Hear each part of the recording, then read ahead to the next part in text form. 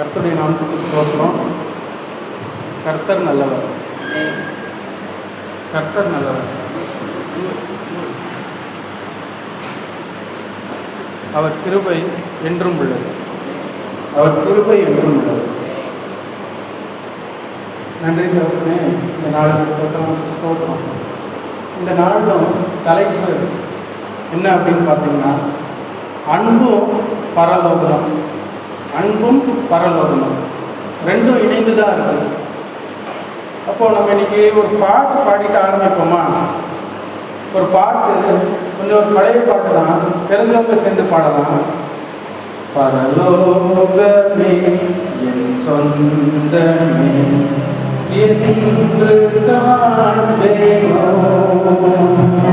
பரலோகமே என் சொந்தமே என்று காண்பேனோ, என் இன்ப இயேசுவை என்று காண்பேனோ, என் இன்ப இயேசுவை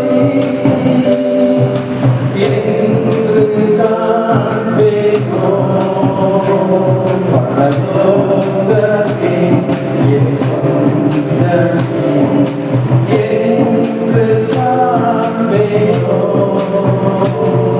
பரலோகமே என் சொந்தமே என்று காண்பேனோ, என் இன்ப இயேசுவை என்று காண்பேனோ, என் இன்ப இயேசுவை என்று காண்பேனோ. பரலோகம் வேணும்ல, பரலோகம் தேவை. இங்கேயும் நம்மளுக்கு பரலோகம் மாதிரி இருக்கணும். நீங்கள் விசுவாசிக்கும் போது இந்த பூலோகமும் பரலோகமாக மாறுது. விசுவாசித்தால் தேவனுடைய மகிமை அவர் துணை செய்வார். பரலோகத்தை அங்கே மாத்திரம் இல்லை, அவரால் எங்கேயும் அமைத்து தர முடியும். சர்வ வல்லவர், சாகாமை உடையவர், நித்திய பிதா, சாதாரணமான ஆள் கிடையாது. சேனைகளின் கர்த்தர். என்ன தடை வந்தாலும் சேனையோட வந்து நிற்பார். சாதாரண ஆள் கிடையாது. நீங்க சேவிக்கிறவர், நீங்க விசுவாசிக்கிறவர் சாதாரண ஆள் கிடையாது. அற்புதங்களின் தேவன், அவரால் அற்புதம் பண்ண முடியும். பரலோகம் இங்க வருமா அப்படின்னு கேட்குறீங்கல்ல, வரும். பரலோகம் வரும். நீங்க விசுவாசிக்கும் போது, நீங்க அவருடைய குரலை கேட்கும் போது பரலோகம் உங்களுக்கு உண்டாகும். நம்ம வசனத்துக்கு நேரம் நம்ம கண்களை திருப்போம். இன்னைக்கும் நம்மளுக்கு 1 யோவான் 4:10, பேஜ் நம்பர் 328, 328, புதிய ஏற்பாட்டில் இருக்கு. 1 யோவான் 4:10 நானே வாசிக்கிறேன். டைம் கம்மியாக இருக்கிறதுனால நானே வாசிக்கிறேன். நாம் தேவனிடத்தில் அன்பு கூர்ந்ததினால் அல்ல, அவர் நம்மிடத்தில் அன்பு கூர்ந்து நம்முடைய பாவங்களை நிவர்த்தி செய்கிற கிருபாதார பலியாக தம்முடைய குமாரனை அனுப்புவதினால் அன்பு உண்டாயிருக்கிறது. அன்பு எப்படி உண்டாச்சா தெரியுமா? முதல்ல அவரை நம்ம தெரிந்து கொள்ளவில்லை, அவர் நம்மளை ஃபர்ஸ்ட் தெரிந்து கொண்டார். தெரிந்து கொண்டு அவருடைய ஒரே பேரான குமாரனை நம்மளுக்காக சிலுவையில் அறையத்துக்கு ஒப்பு கொடுத்தார். அதுதான் அன்பு. இது ரொம்ப மிகப்பெரிய அன்புங்க. இது ரொம்ப மிகப்பெரிய அன்பு. இந்த அன்புக்கு ஈடு இணையே கிடையாது. இந்த அன்பு சகலத்தையும் தாங்கும். இந்த அன்பு இயேசு கிறிஸ்துவின் அன்பு சகலத்தையும் நம்பும், சகலத்தையும் சகிக்கும். எவ்வளோ சகிச்சிட்டாருல நம்மளுக்காக, எவ்வளோ பாடங்களை ஏற்றுக்கொண்டாருக்காங்க. இதுதான் அவருடைய அன்பு, தெய்வீக அன்பு. முதல்ல இதை நம்ம தெரிந்து கொள்வோம், சரியா? அடுத்தது பாருங்க, அதே 1 யோவான் 4:11 என்ன சொல்லுது பாருங்க. அவர் நம்மிடம் எதிர்பார்க்கிற காரியம், நம்மிடம் என்ன அன்பை எதிர்பார்க்கிறார்? நான் உனக்காக உன் மேல அன்பு வைத்ததுனால மகனே மகளே, நான் என்னோட ஒரே பேரான குமாரனை ரத்தம் சிந்த வைத்தேன்.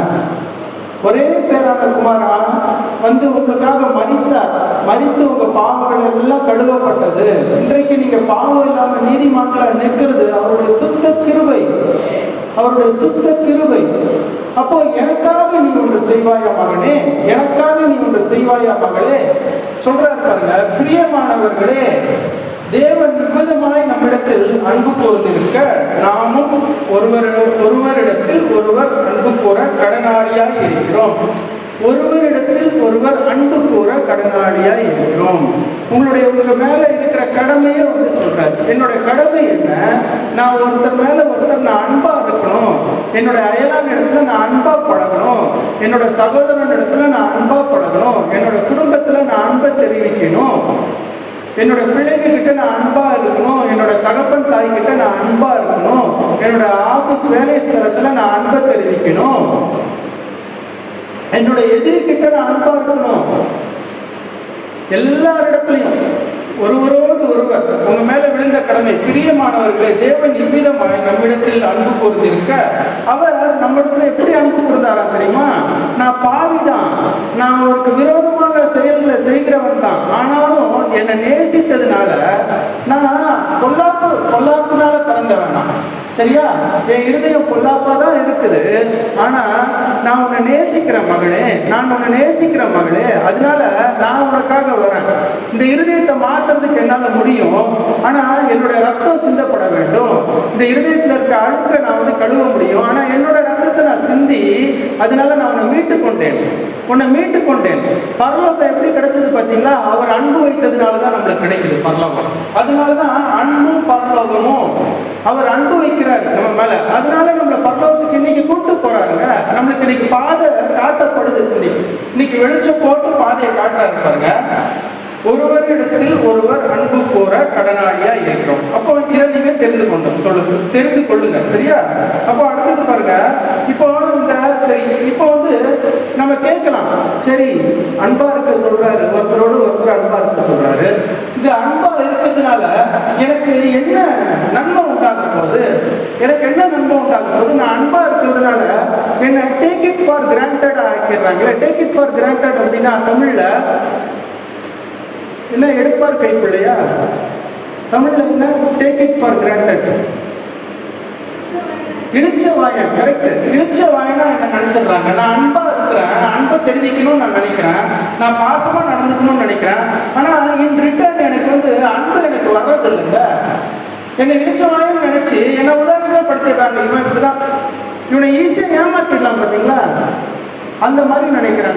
நினைக்கட்டும், பரவாயில்ல, நினைக்கட்டும். ஆனா உங்களுக்கு உண்டாக்குற நன்மையை நான் சொல்றேன் பாருங்க. அன்பை நீங்க ஒருத்தர்கிட்ட தெரிவிக்கிறீங்க, அவங்க அன்பே இல்லை, எதிர் சைட்ல அன்பே இல்லைன்னா கூட பரவாயில்ல, எதிர் சைட்ல உங்களை எதிர்த்துட்டே வந்தா கூட பரவாயில்ல, எதிர் சைட்ல உங்களை காயப்படுத்தினா கூட பரவாயில்ல, நீங்க அன்பை தெரிவித்துக்கிட்டே இருந்தீங்களா, தெரிவித்துக்கிட்டே இருந்த உங்களுக்கு என்ன நன்மை உண்டாக போகுது அப்படின்றத வந்து சொல்ல போறாரு பாருங்க. 1 யோவான் 4:12 இப்படி சொல்லுது, தேவனை ஒருவரும் ஒருபோதும் கண்டதில்லை. நாம் ஒருவரிடத்தில் ஒருவர் அன்பு கூர்ந்தால் தேவன் நமக்குள் நிலைத்திருக்கிறார், அவருடைய அன்பும் நமக்குள் பூரணப்படும். தேவனை ஒருவரும் ஒருபோதும் கண்டதில்லை. சத்தியம், தேவனை யாரும் கண்டதில்லை. நாம் ஒருவரிடத்தில் ஒருவர் அன்பு கூர்ந்தால் தேவன் நமக்குள் நிலைத்திருக்கிறார். பாருங்க, உங்களுக்கு முதல்ல வர ஆசீர்வாதத்தை பாருங்களேன். நீங்க ஒருவரோடு ஒருவர் அன்பா இருக்கிறீங்கன்னு வைங்களேன். உங்க அயலானோட நீங்க அன்பா இருக்கிறீங்க, உங்க குடும்பத்தினரோட அன்பா இருக்கிறீங்க. எரிச்சல் வரும், கோபம் வரும், ஆனா அதை சப்ரஸ் பண்ணிட்டு அதை ஒதுக்கி வச்சுட்டு அன்பை தெரிவிங்க. ஆட்டோமேட்டிக்கா மாறுதல் உண்டாகுங்க, சூழ்நிலையில மாறுதல் உண்டாகும். ஏன்னா என்ன ஆகுதான் பாருங்க, ஏன் மாறுதல் உண்டாகும் தெரியுமா? நமக்குள் தேவன் நிலைத்திருப்பார். இது சாதாரண காரியம் கிடையாது. அப்போ தேவனை நான் தேடுறேன், ஆனா தேவன் ஒரு வழி வச்சிருக்கிறாரு. நீ அன்பா இரு, நான் உன் கூடயே இருப்பேன். நிலைத்து இருக்கிறதுனா சும்மா அந்த சாதாரண காரியம் கிடையாது. நிலைத்து இருக்கிறது அப்படின்னா நம்ம கூடயே இருப்பாராம் பாருங்க.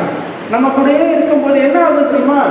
நம்ம வெற்றியுள்ள ஒரு வாழ்க்கையை வாழ முடியும், சரியா? அப்போ இதுல பார்த்துக்கோங்க, மறைப்பொருள அன்பா இருந்தால் மாத்திரம் போதும், தேவனை சுதந்திரிச்சுக்கலாம். நம்ம அவரை நம்ம கூடயே வச்சுக்கணும்னு ஆசைப்படுறோம்ல, அவர் நம்ம கூடயே இருந்தா என்ன நடக்கும்னு உங்களுக்கு தெரியும் எல்லாருக்குமே. ஒரு தேவன் என்னோட இருக்கிறாரு அப்படின்னா என்னால செய்யக்கூடாத எந்த காரியமுமே கிடையாது. இந்த உலகத்தாரமான எந்த ஒரு கஷ்டத்தையும் நான் தாண்டிடுவேன். கரெக்டா? அவர் என் கூட இருக்கணும். ஆனா அப்போ அவர் என் கூட இருக்கணும் அப்படின்னா, நம்ம கூட இருக்கணும் அப்படின்னா நம்ம என்ன செய்யணும்? அன்பை மாத்திரம் தெரிவிங்க, அன்பை மாத்திரம் பழக்கப்படுங்க. கோபம் இருக்கும், எரிச்சல் இருக்கும், ஆனாலும் அன்பை தெரிவிங்க. அதுக்கு பழக்கப்பட ஆரம்பிச்சீங்கன்னா உங்களுக்கு கிடைக்கிற முதல் நன்மை, தேவன் நமக்குள் நிலைத்திருக்கிறார், அவருடைய அன்பும் நமக்குள் பூரணப்படும். இப்போ பாருங்க, நிலைத்திருக்கிறது மாத்திரம் இல்ல, அவருடைய அன்பை நம்மளுக்கு ஊற்றிடுவாங்க. அப்போ இப்போ தெய்வீக அன்பு நம்மளுக்குள்ள வந்துருச்சுன்னா நீங்க எந்த இடத்துலையுமே சாந்தகுணமா இருப்பீங்க, எந்த இடத்துலையுமே நிதானமா இருப்பீங்க, நீடிய பொறுமை வந்துடும் உங்களுக்கு. சாந்த குணம் உள்ளவர்கள் பாக்கியவான்கள். சொல்லுங்க, fill in the blanks. பூமியை சுதந்திரித்துக் கொள்வார்கள். பூமியை சுதந்திரிக்கிறது சாதாரண காரியமாக? அப்போ எங்க இருந்து பூமியை சுதந்திரிக்க முடியும் தெரியுமா? முதல் ஸ்டெப் அன்பு. அன்பா இருக்கும் போது தேவன் உங்களுக்குள்ள வருவாரு. தேவன் உங்களுக்குள்ள நிலைத்திருக்கும் போது என்ன ஆகும் தெரியுமா? அவருடைய அன்பு பூரணப்படும். அப்போ என்ன ஆகும்? நீங்க ரொம்ப சாந்த குணம் உள்ளவர்களா ஆயிருவீங்க. ஆட்டோமேட்டிக்கா என்ன ஆகும் தெரியுமா? உங்களுக்கு வர ஆசீர்வாதம், இந்த பூமியை நீங்க சுதந்திரிப்பீங்க. அப்போ இன்னைக்கு வரைக்கும் நம்மளால ஒரு சின்ன சின்ன காரியங்களை சுதந்திரிக்க முடியாத மாதிரி நிறைய விஷயங்கள்ல நம்ம சூழ்நிலைகள் நம்மளை எடுத்துட்டு போகுது. ஆனா தேவன் உங்களுக்கு கொடுக்குற வாக்குத்தத்தத்தை கவனிங்க, பூமியை சுதந்திரிப்பீர்கள். அந்த மாதிரி ஒரு ஆசீர்வாதம் உண்டாகுது. அடுத்தது பாருங்க, 1 யோவான் 4:16 இப்படி சொல்லுது பாருங்க. அதே இதுல தான் இருக்கும். பேஜ் நம்பர் என்னது? 329 இருக்கும். புதிய ஏற்பாடுல தான் இருக்கும். சரியா? தேவன் நம்மை வைத்திருக்கிற அன்பை நாம் அறிந்து விசுவாசித்திருக்கிறோம். தேவன் அன்பாகவே இருக்கிறார். அன்பில் நிலைத்திருக்கிறவன் தேவனில் நிலைத்திருக்கிறான், தேவனும் அவனில் நிலைத்திருக்கிறார். சரியா? இப்ப பாருங்க, 2வது வசனம் என்ன சொல்லுது பாருங்க. தேவன் நம்மேல் வைத்திருக்கிற அன்பை நாம் அறிந்து விசுவாசித்திருக்கிறோம். இந்த அன்பை நம்ம விசுவாசிக்கிறோமா? சரியா? தேவன் நம்ம மேல அன்பா இருக்கிறாருன்றதை நீங்க விசுவாசிக்கிறீங்களா? எப்படி விசுவாசிக்கிறீங்க? உங்களுக்கு தெரியும் அவர் தான் நமக்காக பாடுபட்டு ரத்தம் சிந்தினார். அதை ஏற்றுக்க முடியல, அதை நான் நம்ப மாட்டேன் அப்படின்னு யாராவது இருந்தீங்கன்னா அப்போ அதை நம்ப ஆரம்பிங்க. ஏன்னா அவர் தான் உங்களுக்காக ரத்தம் சிந்தினார், வேற யாருமே ரத்தம் சிந்தலைங்க. அவர் தான் இன்னைக்கு வரைக்கும் ஜீவித்துட்டு இருக்கிறாரு. இன்னைக்கும் ஆவியானவர் உங்களுக்கு கொடுத்துருக்கிறாரு. மனசாட்சின்னு சொல்றீங்கல்ல, ஒருத்தர் என் மனசாட்சி என் கூட பேசுதுன்னு சொல்றீங்களா? அந்த மனசாட்சி ஆவிக்குரிய மனுஷன், உங்களுக்காக ஆண்டவர் கொடுத்த ஆவிக்குரிய மனுஷன் தான் அந்த மனசாட்சி. அந்த ஆவிக்குரிய மனுஷனும் ஆவியானவரும் சேர்ந்து தான் உங்களோட இன்னைக்கு பேசிக்கிட்டு இருக்கிறாரு. இன்னைக்கு கூட இந்த அன்பை பற்றி ஒருவேளை உங்களுக்கு தெரியாம இருக்கலாம். ஆனா இன்னைக்கு இந்த ஆவியானவரும் இந்த ஆவிக்குரிய மனுஷனும் சேர்ந்து இந்த சரீரப்பிரகாரமான மனுஷனை அப்படியே பூரண அன்புள்ளவனா ஆக்குறாரு.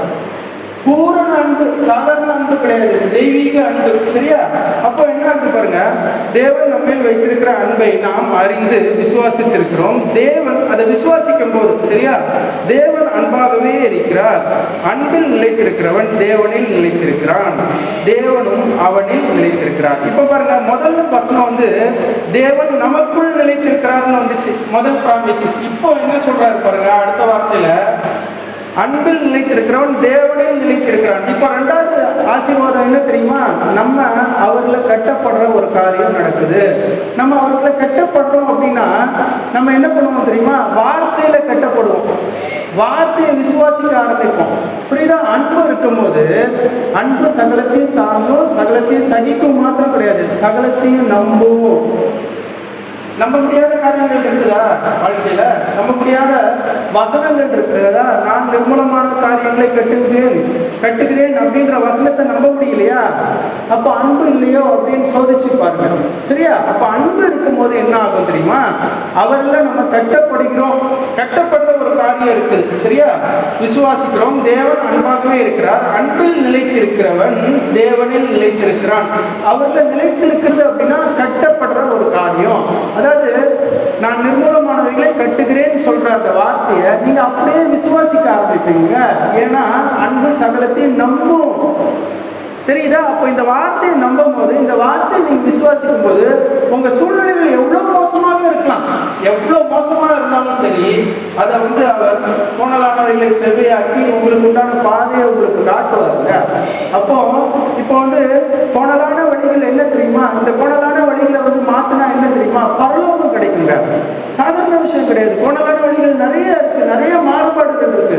அந்த மாறுபாடுகள் எல்லாம் மாற்றி நீங்க அன்பை மாத்திரம் தெரிவித்தா உங்களுக்கு துணை செய்வார். இன்னைக்கு உங்களுக்கு துணை செய்கிறார். சரியா? துணை செய்து தேவனில் நிலைத்திருக்கிறான். அப்போ தேவனில் நிலைத்திருக்கும் போது எவ்வளவு பெரிய புயல் வந்து அடிச்சாலும் என்ன ஆகும்? விசுவாசி அவன் படகு நிலைத்திருக்கும். ஏன்னா தேவன் அவன் படகுல வச்சிருக்கிறான். விசுவாசி அவன் சாதாரண ஆள் கிடையாது. அப்போ இந்த அன்பும் விசுவாசமும் கனெக்டடா இருக்குது பாருங்க. இந்த அன்பும் ஏன்னா அது நம்பும், அது விசுவாசிக்கும் அன்பு. அப்போ இது எல்லாத்துக்கும் கனெக்ஷன் இருக்குது. அப்போ பாருங்க, அந்த படகு எவ்வளோ டர்மாயில்ல போச்சுனாலும், எவ்வளவு கொந்தளிப்புல போச்சுனாலும், கடல் சீற்றத்துல போச்சுனாலும், இப்போ அப்படிதான் இருக்கு வாழ்க்கை. எவ்வளவு கொந்தளிப்பு, எவ்வளவு சீற்றம் இருந்தாலும் சரி, மகனே மகளே, நான் இருக்கிறேன் உன் படகுல, நீ அதை விசுவாசி போதும். நான் இந்த படகுல இருக்கிறன்றத மாத்திரம் விசுவாசி, அது போதும், அது போதும். என்னோட வார்த்தை போதும், என்னோட பிரசன்னம் போதும். பாடுறவங்க, நம்ம ஒரு பாட்டு பாடுறவங்க, நீ வந்தால் சூழ்நிலை மாறுமே, முடியாததும் சாத்தியமாகுமே. நீ வந்தால் சூழ்நிலை மாறுமே, முடியாததும் சாத்தியமாகுமே. படகுல நிறைவு படகுல இருக்குது.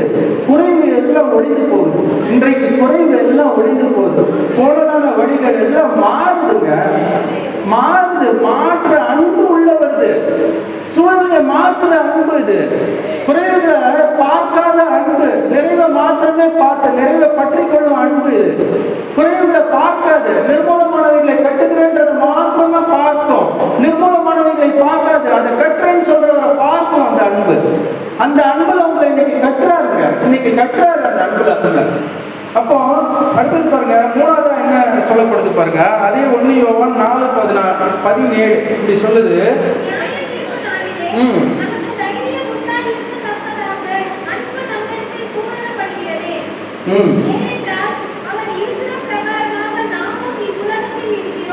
ஆமென். நியாய பிரமாண நாளிலே, நியாய தீர்ப்பு நாளிலே நமக்கு தைரியம் உண்டாக இருக்கத்தக்கதாக அன்பு நம்மிடத்தில் பூரணப்படுகிறது. இன்னைக்கு வந்து ஏன் இந்த அன்பு நம்மளுக்கு பூரணப்படுகிறது தெரியுமா? நியாய தீர்ப்பு நாளிலே நமக்கு தைரியம் உண்டாக. நியாய தீர்ப்பு நாள், ஜட்ஜ்மெண்ட் டே அப்படின்னு ஒன்று இருக்குதுங்க. அதை நீங்க தவிர்க்கவே முடியாது. அது சத்தியம். ஏன்னா இந்த பைபிள்ல எழுதி இருக்குதுங்க அது. அப்போ அன்பு எந்த இடத்துல நம்மளுக்கு உதவும் தெரியுமா? இந்த நியாய தீர்ப்பின் நாள் ஒன்று இருக்குன்றதை நீங்க விசுவாசிக்க ஆரம்பிப்பீங்க. சரியா? அப்போ என்ன ஆகும் தெரியுமா? நியாய தீர்ப்பு நாளிலே நம்மளுக்கு தைரியம் உண்டாக இருக்கத்தக்கதாக அன்பு நம்மிடத்தில் பூரணப்படுகிறது. எனக்கு தைரியம் இருக்கு. எப்ப எனக்கு தைரியம் இருக்கு தெரியுமா? எனக்கு அன்பு இருக்கும்போது நான் என்ன பண்ணிருப்பேன் தெரியுமா? என்னோட வாழ்நாள்ல எல்லாம் இன்னையிலிருந்து என் வாழ்நாள் மாறுதுங்க. ஏன்னா எனக்கு பரலோகம் வேண்டும். பரலோகமே என் சொந்த பாடணும்ல என்று காதேனோ, பாடணுமா இல்லையா? அப்போ நம்ம அதை பார்க்கணுங்க. அதை பார்க்கறதுக்கு நம்மளை தகுதிப்படுத்துறாருங்க. இன்றைக்கு தகுதியாகிறோம். அதுக்கு அந்த அன்பு அவங்களுக்குள்ள ஊற்றா இருப்பாங்க. அந்த அன்பு உள்ள வருது, புரண்டு வருது. அந்த அன்பு உள்ள வரும்போது நான் நியாயத்திற்கு நாளில் வந்து தைரியமா நான் நிற்பேன். ஏன்னா என்னோட செய்கைகள் எல்லாம் அன்பு, என்னோட செய்கைகள் எல்லாம் பரிசுத்தம், என்னோட செய்கைகள் அவிசுவாசம் கிடையாது, என்னோட செய்கைகள் பயம் கிடையாது. நான் எல்லாத்தையும் பூமியிலையும் சுதந்திரிச்சிருப்பேன். நான் தைரியமா வந்து நிற்பேன் நியாயத்திற்கு நாள். ஏன்னா எனக்குள் அன்பு பூரணப்பட்டு இருக்கிறது. இயேசு கிறிஸ்து என்னோட இருந்தார், அவரில் நான் நிலைத்திருந்தேன், என்னிலும் அவர் நிலைத்து இருந்தார். இந்த விசுவாசம் உங்களுக்கு வந்துருங்க. இன்றையிலிருந்து மாத்துறாரு, எல்லா பாதையும் மாத்துறாரு. அன்பு இல்லாத எல்லா சூழ்நிலையும் மாத்துறாருங்க. உங்களுக்கு அன்பு இல்லையா, அதையும் மாத்துறாரு. உங்க சூழ்நிலையில யாரும் உங்களுக்கு அன்பு காட்டலையா, அதையும் மாத்துறாரு. இன்னைக்கு உங்களை சும்மா கொண்டு வந்து இங்க நிறுத்தல, உங்களை மாத்துறதுக்காக நிறுத்தி இருக்கிறாரு. அந்த பரலோகத்தை நீங்க வாஞ்சிக்க ஆரம்பிப்பீங்க. அந்த பரலோகம்னு ஒண்ணு இருக்கு, நியாயத்திற்கு நாள்னு ஒண்ணு இருக்கு. அந்த நியாயத்திற்கு நாள்ல நான் அழைக்கப்பட்டவர்கள் உங்களை அநேக தெரிந்து கொள்ளப்பட்ட உங்களை பார்த்து தான் வருது வசனம். தெரிந்து கொள்ளப்பட்ட ஒவ்வொருத்தரை பார்த்து வருது வசனம். உங்களை நான் தகுதிப்படுத்துற மகளே, உன்னை நான் தகுதிப்படுத்துற மகனே, உன்னை நான் தகுதிப்படுத்துறேன், உன்கிட்ட அன்பை நான் விதைக்கிறேன். ஆமே, அது 30, 60, 100 விளைந்து உனக்கு நியாயத்திற்ப நாள்ல நீ தைரியமா வந்து நிற்ப. தைரியமா வந்து நிற்ப. இந்த உலகத்திலேயே நீ சோதரிக்க வேண்டிய எல்லாவற்றையும் நீ சோதரித்துக் கொள்வ. ஆமேன், ஸ்தோத்திரம், ஆமேன், ஸ்தோத்திரம். நன்றி தகப்பனே, நன்றி, நன்றி. அப்போ நியாயத்திற்பு நாளிலே நமக்கு தைரியம் உண்டாய் இருப்பதற்காக அன்பு நம்மிடத்தில் பூரணப்படுகிறது. ஏனென்றால் அவர் இருக்கிற பிரகாரமாகவே நாம் இவ்வுலகத்தில் இருக்கிறோம். அவர் இப்போ எப்படி இருக்கிறாரோ அதே மாதிரி இந்த உலகத்தில் உங்களை மாத்துறாரு. அதே மாதிரி வேற எப்படியும் கிடையாது. அவருடைய சாயலாகவே உங்களை மாத்துறாரு. அவருடைய சாயல் இன்னைக்கு உங்களுக்கு கொடுக்கப்படுது. அவருடைய சாயல், அவருடைய அன்பு தான் அவருடைய சாயல், வேற எதுவுமே கிடையாது. அன்பு தான் அவருடைய சாயல். அப்ப அது உங்களுக்கு நீங்க கொடுக்குறாரு. சரியா? அதே மாதிரி இந்த ஞாபக புஸ்தகம் அப்படின்னு சொல்லிட்டு ஒண்ணு இருக்குதுங்க. அது எங்க இருக்குதுன்றத பார்ப்போம். அந்த ஞாபக புஸ்தகம் எப்போ வரும் அப்படின்றத பார்ப்போம். இந்த ஞாபக புஸ்தகத்துல இன்னைக்கு இந்த ஞாபக புஸ்தகத்துல உங்க பேர்கள்லாம் எழுதப்படும். சரியா? இனி அந்த பேர்கள் எழுதப்படும் போது இதுக்கு முந்தி அதுல ஞாபக புஸ்தகத்துல வேற மாதிரி இருந்துதான். இனி அந்த ஞாபக புஸ்தகத்துல வித்தியாசமான ஆளா அவங்களை எழுதி வைக்கிறாங்க. இன்னைக்கு பாருங்க, மல்கியா 3:13 பக்கம் 1106 1106 பழைய ஏற்பாடு. மல்கியா 3:13 இப்படி சொல்லுது.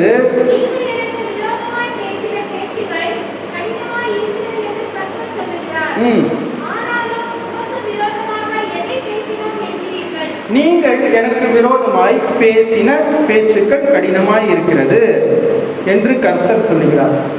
என்னன்னா, கடினமான பேச்சுக்கள் இருக்கும் போது தேவனுக்கு விரோதமா நம்ம பேசியிருக்கோம். நம்ம என்ன கேட்கிறோமா, ஆனாலும் உமக்கு விரோதமாக என்னத்தை பேசினோம் என்கிறீர்கள் அப்படின்னு நம்ம கேட்கிறோம். சரியா? என்ன ஆண்டவரை உமக்கு விரோதமா பேசுறோம்? நாங்க உமக்கு விரோதமா என்னைக்குமே பேசுறது கிடையாது. அப்போ மகனே, மகளே, கடினமான பேச்சு உன்னிடத்துல என்னைக்காவது இருந்துச்சா? அப்போ எனக்கு விரோதமாக தான் நீ பேசின, அப்போ எனக்கு விரோதமாக தான் பேசின மகனே, அப்போ எனக்கு விரோதமாக தான் பேசின மகனேன்னு சத்தியம் சொல்லுது. மனுஷன் சொல்லல, ஆவியானவர் சொல்றாரு. சத்திய தேவன் அவர் உங்களை பார்த்து சொல்றாரு, விரோதமாக பேசிட்டீங்க அப்படின்றாரு. அப்போ என்ன ஆகுது பாருங்க, இனிமேல் நீங்க விரோதமா பேச மாட்டீங்க. இன்னைக்கு மாறுது, காரியங்கள் எல்லாம் மாறுது பாருங்க. அடுத்த வருஷம் இப்படி சொல்லுது, 3:16 இப்படி சொல்லுது. அப்பொழுது கர்த்தருக்கு பயந்தவர்கள் ஒருவர் பேசிக்கொள்வார்கள், கர்த்தர் கவனித்து கேட்பார். கர்த்தருக்கு பயந்தவர்களா அவங்க மாத்துறாருங்க. இன்னைக்கு கர்த்தருக்கு பயந்தவர்களா மாறுவீங்க. இந்த அன்பு நம்ம செலுத்தாம இருக்கிறோம். சப்போஸ் என்னைக்காவது ஒரு நாள் திடீர்னு இன்னையிலிருந்து திடீர்னு ஒரு அன்பு இல்லாத ஒரு வார்த்தை பேசிட்டீங்கன்னா கூட பயந்து போயிட்டு முழங்கால் படிட்டு நீங்க அவர்கிட்ட அறிக்கை செய்து, தன் பாவத்தை மறைக்கிறவன் வாழ்வடையவே மாட்டான். அதை அறிக்கை செய்து விட்டு விடுகிறவனோ இறக்கும். இன்னைக்கு உங்க எல்லாருக்குமே இறக்கம் கிடைக்க போகுது. ஒருவேளை இதுக்கு முந்தி நம்மளுடைய வாழ்க்கையில அன்பில்லாத சூழ்நிலை இருந்ததா, அதை அறிக்கை செய்யுங்க. ஆண்டவரே, நான் அன்பை தரித்துக் கொள்ளவில்லை, என்ன தயவாக மன்னிங்க. நான் ஆனா இன்னைக்கு அன்பை தரித்துக் கொள்ள போறேன். நான் எனக்கு பிரயாசப்பட போறேன்.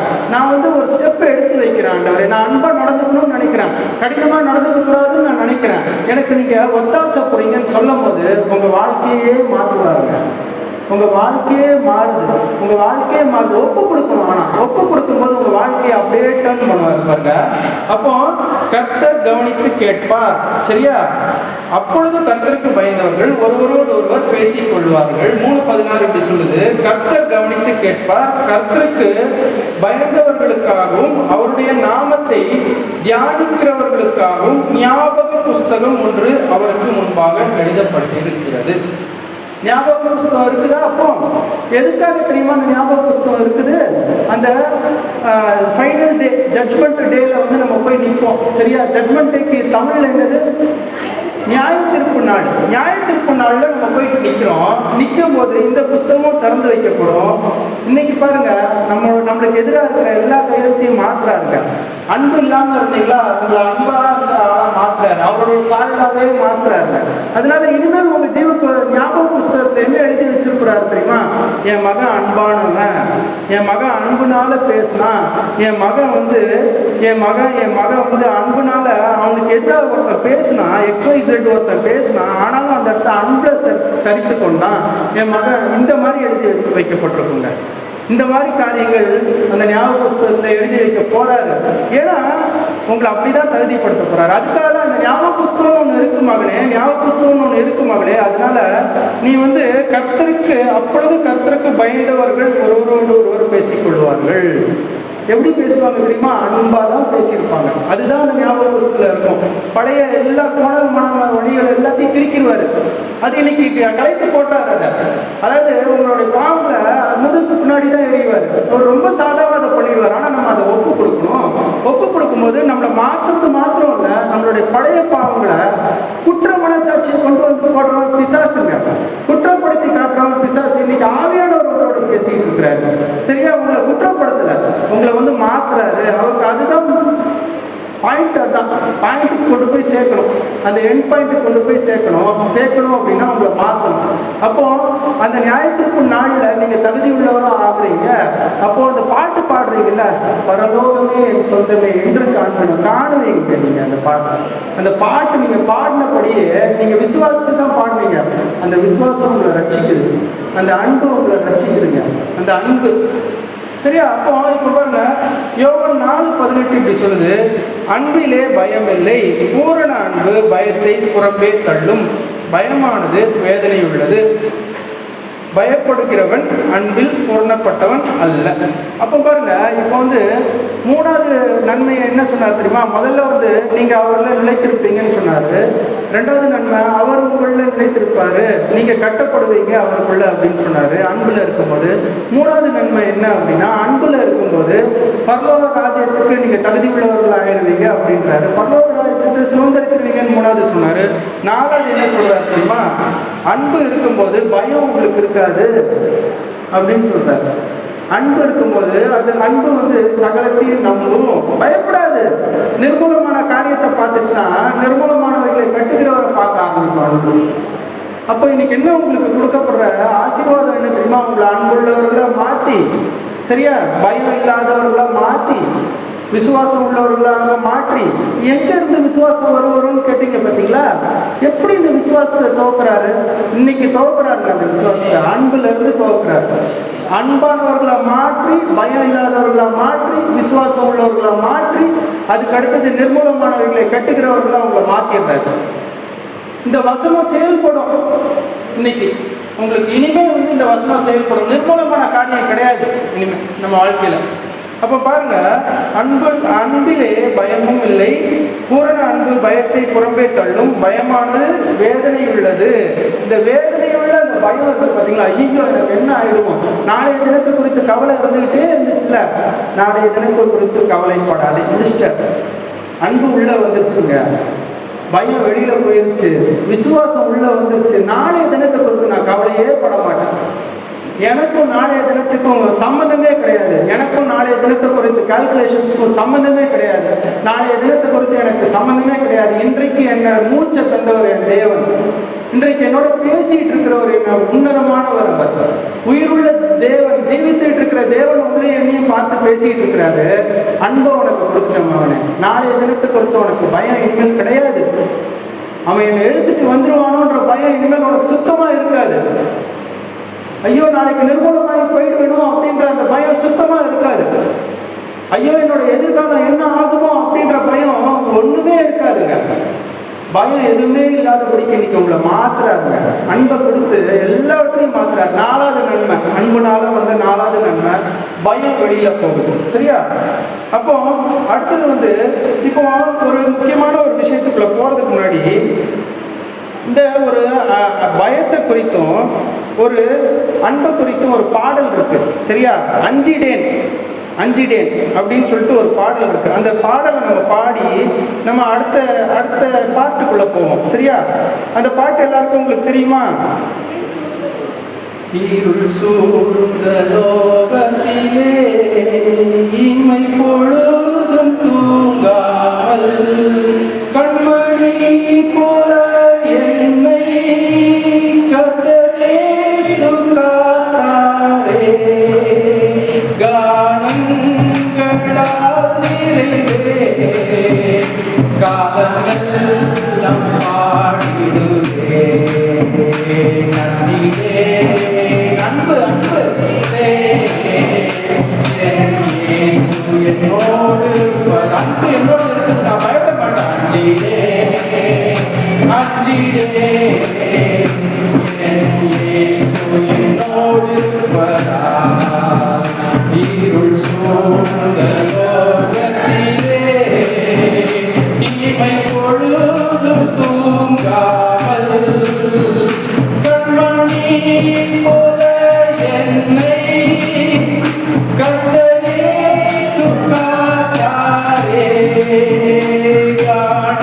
காணங்களால் நிறைந்தே காலமெல்லாம் பாடிடுவே நன்றியே நன்றியே என்னோடு இருப்பதால் நன்றியே நன்றியே என்னோடு இருப்பதால். அவர் உங்களோடு அன்பை தந்து அவர் உங்களுக்குள்ள வந்துட்டார். உங்களோட அவர் இருக்கும்போது நீங்க எதுக்குமே பயப்பட மாட்டீங்க. இனிமேல் என்ன மாதிரி சூழ்நிலை வந்தாலும் அதை பயப்படாம உங்களால டேக்கிள் பண்ண முடியும். உங்களால அதை பயப்படாம சமாளிப்பீங்க. இனிமேல் நீங்க உங்களை அப்படிதான் ஒரு கற்பாறையா தான் மாற்றுறாரு. இன்னைக்கு மேகத்தை போல இருந்துச்சுல்ல இருதயம், அப்படியே அப்படியே அணைஞ்சிக்கிட்டே இருக்கும் மேகம். அது அப்படியே உருவம் எடுக்குது, அப்படியே ஒரு கண்மலை மாதிரி மாற்றுறாரு. கண்மலையா மாறுது. அந்த இருதயங்கள் எல்லாம் கண்மலையா மாறுது. இந்த கல்லின் மேல் மோதுகிறவன் பிசாசு இந்த கல்லின் மேல் மோதும் போது நொறுங்குண்டு போவான். அந்த மாதிரி ஒரு கல்லா மாத்துறாரு. இன்றைக்கு மகனை ஒன்ன மாத்துறாரு, மகளை ஒன்ன மாத்துறாரு, சிறு பிள்ளைய ஒன்ன மாத்துறாரு, எல்லாரையும் மாத்துறாரு. அன்பை கொடுத்துட்டாருங்க, அன்பை கொடுத்துட்டாரு. அங்கதான் ஆரம்பம், அன்புதான் ஆரம்பம். அந்த ஆரம்பத்தில் நிற்கிறீங்க. இன்றைக்கு அன்பை கொடுத்து பயத்தை வெளியில எடுத்து விசுவாசத்தை கொடுத்து நிர்மூலமானவர்களை கட்டுகிறார்.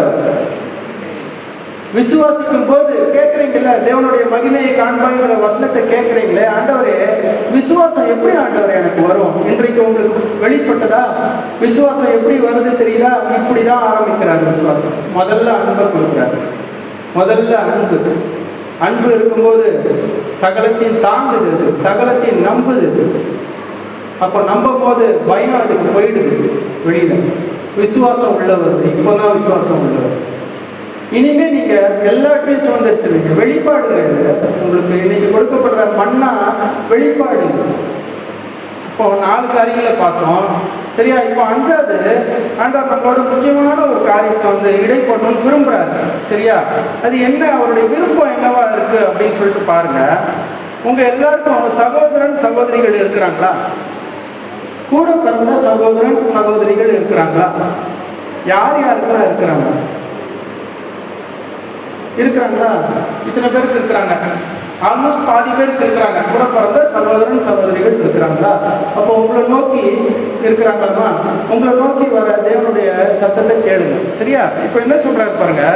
அதே 1 யோவான் 4:20 இப்படி சொல்லுது, தேவனிடத்தில் அன்பு கூறுகிறேன் என்று ஒருவன் சொல்லியும் தன் சகோதரனை பகைத்தால் அவன் பொய்யன். அப்போ தேவனிடத்துல நீங்க அன்பு கூறுறேன்னு சொல்றீங்கல்ல, இன்னைக்கு ஏசப்பாவை நான் மனதார நேசிக்கிறேன்னு சொல்றாங்க.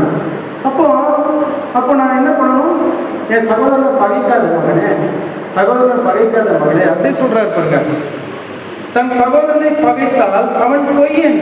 அப்போ அன்பு கூறுறேன்னு சொல்ற, என்னமே என் மேல அன்பு வைக்கிறேன்னு சொல்றீங்க. என் மேல அன்பு வைத்திருக்கிறல்ல, உண்மையா அன்பு வைத்திருக்கிறோம், அவர் மேல அன்பு வைத்திருக்கிறோம். இல்லை இன்னைக்கு இங்க உட்காந்துருக்க மாட்டோம். அவர் மேல அன்பு வைத்திருக்கிறதுனால தான் இன்னைக்கு உட்காந்துருக்கோம். அப்போ அவர் சொல்றதை கேளுங்க. சகோதரனை பகைக்காதீங்க. ஒரு வசனம் இருக்கு, அவன் செய்யற அநியாயத்தை நீ சகிச்சுக்கலாமே அப்படின்னு இருக்கு. சகோதரன் செய்யற அநியாயத்தை சகிச்சுக்கோ. நீ அவனை பகைக்கிறத காட்டிலும் அவன் செய்யற அநியாயத்தை சகிச்சுக்கோ அப்படின்னே ஒரு வசனம் இருக்கு. எங்க இருக்குன்னு தெரியலங்க வசனம், ஆனா அப்படி ஒரு வசனம் இருக்கு. அவன் செய்யற அநியாயத்தை நீ சகிச்சுக்கலாமே, அவன் செய்யற அக்கிரமத்தை நீ சகிச்சுக்கலாமே. பகை ஏன் வருது? அவர் சொல்றாரு, அவருடைய வார்த்தையை கேளுங்க. சகோதரனை பகைக்காதீங்க. அவன் ஒருவேளை உங்களுக்கு எதிர்த்து வந்துடலாம், உங்களுக்கு எதிர்த்து கேஸ் கூட போட்டிருக்கலாம். ஒருவேளை இன்னைக்கு நிறைய பேர் கேஸ் ஆடிட்டு கூட இருக்கலாம். இன்னைக்கே போய் வாபஸ் வாங்கிடுங்க. அண்ணன் தங்கச்சி, நான் அவனை மன்னிச்சிட்டேன்ப்பா, விட்டுரு, எனக்குள்ள இந்த அன்பு உள்ள வந்துருச்சு, என்னால் உங்களோட கேஸ் ஆட முடியாது, நான் பின்வாங்கிடுங்க. பிளட் ரிலேஷன்ஸு, ஒரு தாய் வயிற்றில் சும்மா வந்து பறக்கலை. அப்போ உங்களை நோக்கி இன்னொரு காரியம், இதுலேயும் அன்பு ஈடுபட வேண்டியதாக இருக்குது, இதுலேயும் அன்பு தேவைப்பட வேண்டியதாக இருக்குது, தேவையாக இருக்குது. அதனால தான் இன்னைக்கு உங்களோட பேசிகிட்டு இருக்கிறாரு. சரியா? அப்போ கூட பிறந்தவங்களோட அன்பாக நடந்துக்கோங்க. அவங்க ஒருவேளை உங்களை கோவம் கூட்டினா கூட அவங்கக்கிட்ட அன்பையே காட்டுங்க. சரியா? தான் கண்ட சகோதரனிடத்தில் அன்பு கூறாமல் இருக்கிறவன் தான் காணாத தேவனிடத்தில் எப்படி அன்பு கூறுவான்?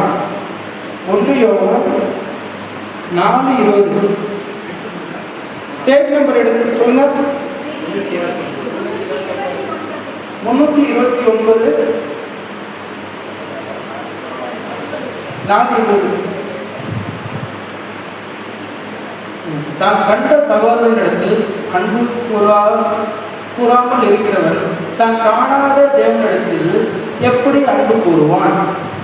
அப்போ காணாத தேவன், அவருக்கு மேல நீங்க அன்பு கூறுறேன்னு சொல்றீங்க, ஆனா கண்ட சகோதரன் உங்களோடயே இருக்கிறான். பிறந்ததுல இருந்து உங்களோட இருக்கிற சகோதரன் சகோதரி உங்களோடய தான் இருக்கிறாங்க, அவங்க கிட்ட நீங்க அன்பு கூறுங்க அப்படின்ற. சரியா? ஒருவேளை இன்னைக்கு கல்யாணம் ஆயிருக்கலாம், உங்களுக்கு உங்க சகோதரனுக்கு கல்யாணம் ஆயிருக்கலாம், உங்க மனைவியோ ஹஸ்பண்டோ வந்து சொல்லலாம் உங்ககிட்ட, எனக்கு அவங்க மேல கோபமா இருக்கு, எனக்கு வந்து அவங்க அநியாயம் பண்ணிட்டாங்க அப்படின்னு சொல்லலாம். ஆனா கணவனே மனைவியே எச்சரிக்கையா இருங்க. இன்னைக்கு உங்களுக்கும் நேராக தான் வருது சத்தம். உங்க மனைவியுடைய சகோதரர்கள் உங்களை பழக விடாதபடிக்கு பண்ற கணவர்களுக்கும் நேராக தான் வருது சத்தம். நீ உன் மனைவியை இடைப்போ பண்ற, புரியுதா? அப்போ ஒன்றில் சரி பாதி, நீயும் அவளும் சேர்ந்துதான் ஒரே சரீரமா இருக்கிறீங்க. அப்போ நீ அவளை இடையே பண்ற அப்படின்னா அந்த ரத்தப்படியை உன்னிடத்துல கேட்பேன், கணவனே மனைவியே ஜாக்கிரதை. கணவனுடைய சகோதரர்களோட பழக விடாதபடிக்கு அவங்க இப்படி பண்ணாங்க அப்படி பண்ணாங்க, இருக்கட்டும், நிறைய குறைகள் இருக்கதான் செய்யும். ஆனா தேவனுடைய சத்தியத்தை கேளுங்க. இன்னைக்கு நீங்க என்ன பண்ணணும்னா அவங்கள அன்புல தான் நடத்தணுமா. உங்களுடைய ஹஸ்பண்டோடைய சகோதரன் சகோதரியும் நீங்க அன்பா தான் நடத்தணும். உங்க ஹஸ்பண்டுக்கிட்டையும் அன்பை தான் தெரிவிக்கணும். அவங்களுடைய சகோதரர்கள்கிட்ட அன்பா இருந்தால் தான் தேவனுடைய ஆசீர்வாதத்தை பெற முடியும். அப்போ உங்களுக்கும் இன்டைரக்டா அந்த ஆசீர்வாதம் வந்து சேருதா? ஏன்னா ஒரே சரீரமா இருக்கிறீங்க, நீங்க 2 பேரும் ஒரே ஆள் தான், ஹஸ்பண்ட் அண்ட் ஒய்ஃப்.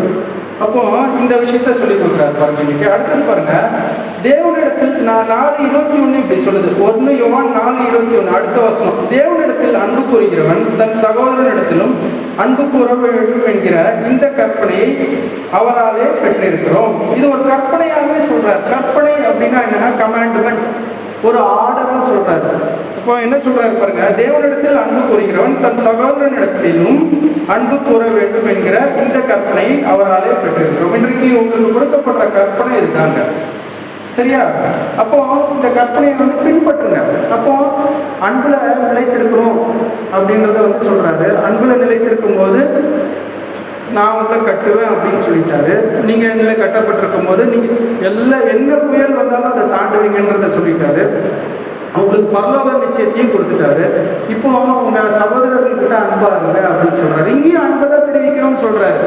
என்ன சூழ்நிலையா இருந்தாலும் அன்பை தான் தெரிவிக்கணும். ஒருவரோடு அன்பா மாத்திரம் இருங்க போதும். இன்னைக்கு அன்பை வச்சு பயத்தை விலைக்கு விசுவாசத்தை உள்ள கொண்டு வந்து எல்லாத்தையும் சுதந்திரிக்க வைக்கிறார். இவ்வளோ நன்மைகள் இருக்குதுங்க அன்புல. அப்போ இன்னும் ஒரே ஒரு வசனத்தை பார்த்து முடிச்சிருவோம் பாருங்களேன்.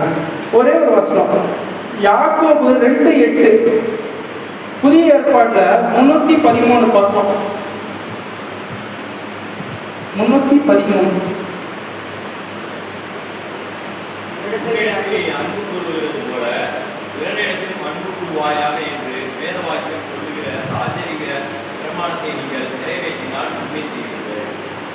என்ன வசனம் சொல்லுங்க? 313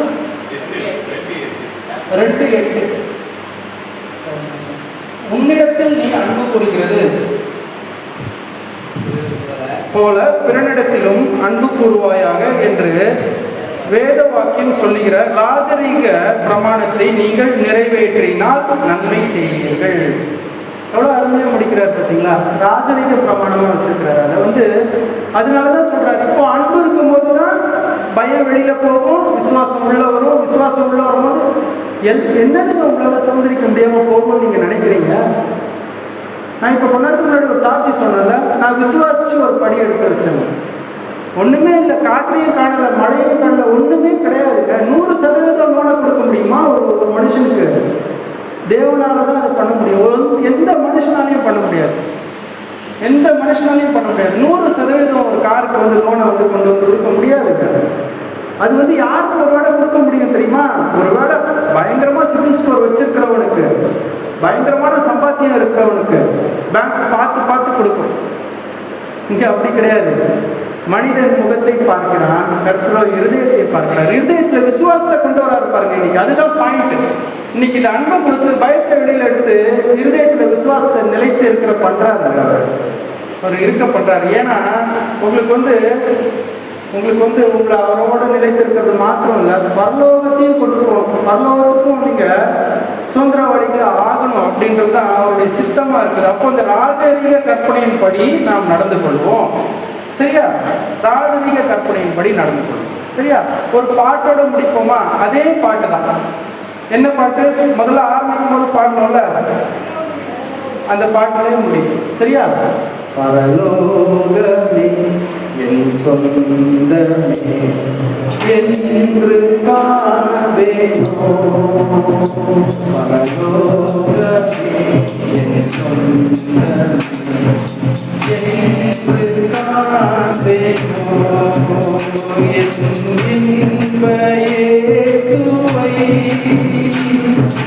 என்று காண்பேனோ, என் இன்ப இயேசுவை என்று காண்பேனோ, பரலோகமே என் சொந்தமே என்று காண்பேனோ, பரலோகமே என் சொந்தமே என்று காண்பேனோ, என் இன்ப இயேசுவை என்று காண்பேனோ, என் இன்ப இயேசுவை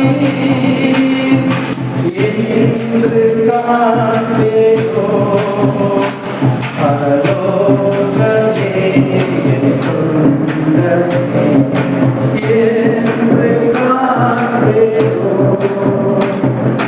இயேசுவை காண போறீங்க, இயேசுவை காண போறீங்க. அதுக்குதான் தகுதிப்படுத்துறாரு. இன்றைக்கு உங்களை தகுதிப்படுத்துறது இயேசுவை நீங்க காணணும், இயேசுவை நீங்க காணணும், இயேசுவை நீங்க காணணும். அது மாத்திரம்தான் நோக்கம். பரலோகத்துக்கு நீங்க போகணும், உள்ள என்ட்ரானதான் இயேசு கிறிஸ்துவை நீங்க பார்க்க முடியும். என்ட்ரிக்கு டிக்கெட் கிடைச்சிருச்சுங்க. இன்னைக்கு என்ட்ரிக்கு டிக்கெட் கிடைச்சிருச்சு. இவ்வளோ நாள் வந்து அந்த ஞாபக புஸ்தகத்தில் எழுதியிருந்த எல்லா காரியங்களையும் சுருட்டி முதுகுக்கு முன்னாடி எறிகிறாங்க. இவ்வளோ நாள் அன்பு இல்லாமல் இருந்த அந்த கிரியைகள் எல்லாத்தையும் குலைத்து போடுறாரு. உங்களுக்கு எதிராக நீங்கள் பண்ண கிரியைகள் தான், நீங்கள் பண்ண கிரியைகள் எல்லாம் மாறுது. இன்றைக்கு எல்லா கிரியைகளும் நீங்கள் அந்த பயத்தை கொண்டு வந்து போடுறான் பார்த்தீங்களா, அவனை அப்படியே நசுக்குங்க. இந்த கிரியை நீ பண்ணியிருக்கிற, இப்போ பேசிக்கிட்டு இருக்கான் அவங்க கூட, கிரியை நீ பண்ணியிருக்கிற, அதனால எப்படி நீ பரலோக நிச்சயத்துக்கு நீ இருக்கிறன்னு கேட்குறான் பார்த்தீங்களா. இன்றைக்கு அன்பை ஊற்றுறாரு உங்க மேல அன்பு ஊற்றப்படுது. அந்த பயம் வெளியில போகுது, விசுவாசம் உள்ள வருது, விசுவாசம் உள்ள வருது. மகனே மகளே, நீ பயப்பட வேண்டாம், நீ பயத்துக்குரிய ஆள் கிடையாது. நீ என்னால் தெரிந்து கொள்ளப்பட்டவன், நீ என்னால் தெரிந்து கொள்ளப்பட்டவன், நீ என்னால் முத்திரிக்கப்பட்டவன், நீ என்னால் முத்திரிக்கப்பட்டவன். மகனே மகளே, நீ நீ பரலோக ராஜ்யத்துக்கு சுதந்திர வாழி. நன்றி தகப்பனே, நீர் எங்களை சுதந்திரவாணிகளாக மாற்றுவதற்காக நன்றி, நீர் எங்களை வணைந்ததற்காக நன்றி, நீங்க எங்களை அன்புல நிலைத்திருக்க வைக்க போறீங்க, அதற்காக நன்றி. அன்பினால் வர அந்த சந்தோஷம், அந்த சமாதானம், அந்த நித்திய ஜீவனை எங்களுக்கு நீங்க தர போறீங்க, அதற்காக நன்றி. அன்பினால வர அந்த விசுவாசத்தை நாங்கள் இன்றைக்கு பெற்றுக்கொண்டோம், அதற்காக உங்களுக்கு நன்றி சுவாமி. நீர் கொடுத்த எல்லா வெளிப்பாடுகளுக்காகவும் நன்றி, நீர் எங்களோடு பேசினதற்காக நன்றி. இன்றைக்கு நாங்கள் இந்த அன்பை நாங்கள் சுமந்து கொண்டு இந்த உலகத்துக்குள்ள நாங்கள் செல்ல போறோம். நாங்கள் இனிமேல் என்றைக்குமே என்றைக்குமே என்றைக்குமே நாங்கள் பின்வாங்க போறது கிடையாது, நாங்கள் பின்வாங்க போறது கிடையாது, நாங்கள் பின்வாங்க போறதே கிடையாது சாமி. இது வந்து நாங்கள் உங்களுக்கு பண்ணி கொடுக்குற சத்தியம் ஆனது. நாங்கள் இனிமேல் பின்வாங்க மாட்டோம். நீங்கள் எங்களுக்கு ஒத்தாசை மாத்திரம் பண்ணுங்கப்பா, உங்களுடைய கிருபை மாத்திரம் போதும். நாங்கள் உணர்ந்துட்டோம். அன்பு தாழ்ச்சியை நாங்கள் உணர்ந்துட்டோம். இனிமேல் நாங்கள் அன்பை தரித்து கொள்ள நாங்கள் பிரயாசப்பட போகிறோம். நாங்கள் இனிமேல் அன்பை தரித்து கொள்ளுவோம் என்பதை நாங்கள் உங்களுக்கு சத்தியத்தை தரோம். நீரே வழி நடத்துங்க, பலப்படுத்துங்க. இயேசுவின் மூலம் கெஞ்சி கேட்டுக் கொள்கிறோம் நல்ல பிதாவே. ஆமென்.